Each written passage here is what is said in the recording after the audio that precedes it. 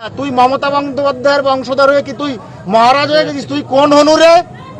তুই কোন হনু যে তোর পিছনেই 5,000 পুলিশ? ঠিক আছে, রাজ্যের পয়সার অর্থনীতি শ্রাদ্ধ করছিস, তোর পিছনে 5,000 পুলিশ। তুই কালকে যদি সাংসদ না থাকিস, তোরে খুঁজে পাওয়া যাবে না ওয়েস্ট বেঙ্গলে। আমাকে খুঁজে পাওয়া যাবে, পাওয়া গেছিল। তোর লোকেরা আমাকে জেল পর্যন্ত কাটিয়েছে। তোর পিসি এখানে হরিগুরুচাঁদ ঠাকুরের অকথ্যভাবে গালিগালাজ করবে, তোকে ছেড়ে দেবে, পুজো দেবে তোকে? তুই অভিনব একটা প্রতীক হয়ে উঠেছিস নাকি? তোর একটা যা মর্যাদা, আমার একটা যা মর্যাদা, একটা সাধারণ মানুষের হিউম্যান রাইট, তাই তুই মানুষকে কি বোঝাতে এসছিস? 5,000 পুলিশ নিয়ে তোকে বাঁচাবে?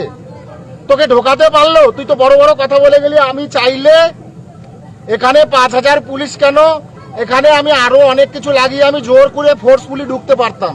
কই, ঢুকতে তো পারলি না। এক নাম্বার, তুই চ্যালেঞ্জ দিয়ে গেছিস 3 মাস পরে আসবি এখানে। তুই 3 মাস পরে আমাকে জানিয়ে আয়। তুই অন্ধকারে ঢুকিস না, তুই জানিয়ে আসিস আমাকে, অ্যাটলিস্ট জানিয়ে আসিস আমাকে যে ঠাকুরনগরে আমি আসছি। তোর পশ্চিমবঙ্গে কত পুলিশ আছে তুই নিয়ে আসিস, আর আমি তোকে পারলে ঢাকাবো। আমি তোকে পারলে ঢাকাবো। তোর যদি না, লাস্ট কথা বলে যাই, তোর যদি এতই সৎসাহস থাকে, তুই 5,000 পুলিশ মোতায়েন করেছিলি কেন এখানে? ভয়ের চোটে? হ্যাঁ, তুই এত বড় বীর পুরুষ? এই পরিস্থিতি ঠাকুরনগরে অভিষেক এসে করে দিয়ে গেল। অভিষেক মিডিয়ার সামনে বড় গলায় বলে গেল, শান্তনু ঠাকুরকে আমি চ্যালেঞ্জ দিয়ে গেলাম। আরে আরে তুই চ্যালেঞ্জ দিবি কি আমাকে? তোর তো 2 কান কাটা, তোর কোনো লজ্জা আছে? তোর 2 কান কাটা, তোর কিসের লজ্জা? কোথায় লজ্জা? তুই গরু চুরি থেকে, কয়লা চুরি থেকে সবকিছুর সঙ্গে তুই যুক্ত। তোর যদি লজ্জা থাকতো, তুই ঠাকুরনগরে এত অবরোধের পরে আসতি না, বিক্ষোভের পরে আসতি না তুই। তোর 2 কান কেটে গেছে। যেমন বলে না যে যার 2 কান কেটে যায় সে চুল দিয়ে ঢেকে রাস্তার মাঝখান থেকে আর হাঁটে। ঠাকুরনগরে যে আজকে দুষ্কৃতীদের নিয়ে এসেছিল, জ্যোতিপ্রিয় মল্লিক, বালু মল্লিক তৃণমূলের, এবং ব্রাত্য বসু এবং সুজিত বোস, সঙ্গে এই জেলার সভাপতি, এরা গুন্ডা নিয়ে এসে আমাদের শ্রী শ্রী হরিচাঁদ মন্দিরে এরা আজকে যেটা করলো, সেটা সারা মতুয়া সমাজ দেখেছে। সারা মতুয়া সমাজ আজকে লজ্জিত। ক্ষমতা তাকে বলুক না কোথায় রাস্তা প্রয়োজন। যে রাস্তাটায় দাঁড়িয়ে আমাকে হুমকি দিচ্ছে, রাস্তাটা মমতা ব্যানার্জির বানানো।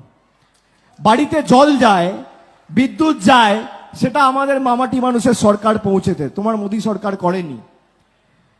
শেষ দিন অবধি যতদিন বড় মা বেঁচে ছিলেন, বিনাপানি দেবী, তার চিকিৎসার দায়িত্ব ব্যবস্থাটা মমতা বন্দ্যোপাধ্যায় করেছে। নরেন্দ্র মোদী একবার জিজ্ঞেসও করেনি। তাদের কাছে আমাদের শিখতে হবে।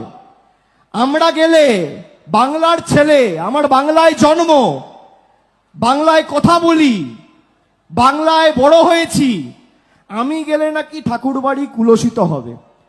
আর যার হাতে গোদরার রক্ত লেগে আছে, সে যখন যাচ্ছে পা চেটে তাকে ঠাকুর বাড়িতে ঢোকাচ্ছে। এর জবাব আগামী দিন বঙ্গবাসী দেবেন কি দেবেন না বলুন? বহিরাগতদের পা চেটে তল্পি বাহকতা করে আর কৃতদাসত্ব করে যারা ঠাকুর বাড়ির মাটিকে আজকে কুলসিত করেছে, তাদেরকে জবাব দেবেন কি দেবেন না বলুন? কেন্দ্রীয় বাহিনীর জওয়ান জুতো পরে ঠাকুর বাড়ির মন্দিরে প্রবেশ করেছে, আমি টুইট করেছি, ছবি আছে দেখবেন। তার জবাব আগামী দিন দেবেন কি দেবেন না বলুন? দেবেন কি দেবেন না? এরা ভাবছে আমরা যা ইচ্ছা তাই করব না। যখন চাইবো টাকা বন্ধ করে দেবো, যখন চাইবো কেন্দ্রীয় বাহিনীকে জুতো পরে মন্দিরের ভিতর ঢুকিয়ে দেবো। বাপের সম্পত্তি নাকি? পৈতৃক সম্পত্তি। ঠাকুর বাড়ির পুণ্যস্থান অবারিত দ্বার, কারোর পৈতৃক সম্পত্তি নয়। সেখানে সবার যাওয়ার অধিকার আছে। শান্তনু ঠাকুর যদি ভেবে থাকে যে আমি অভিষেক বন্দ্যোপাধ্যায়কে আটকাবো আর অমিত শাহকে পা চেটে ঢোকাবো, আগামী দিন মানুষ জবাব দেবে। আমি মানুষের উপর ছেড়ে দিয়ে যাচ্ছি।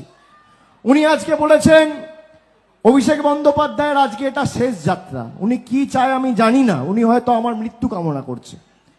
কিন্তু আমি আপনাদের বলছি, আমি শান্তনু বাবুর দীর্ঘায়ু কামনা করি, আমি আপনার মৃত্যু কামনা করি না। আপনি আরো ফুলে ফেপে বড় হয়ে উঠুন, কিন্তু মানুষের কাজ করুন। দিল্লির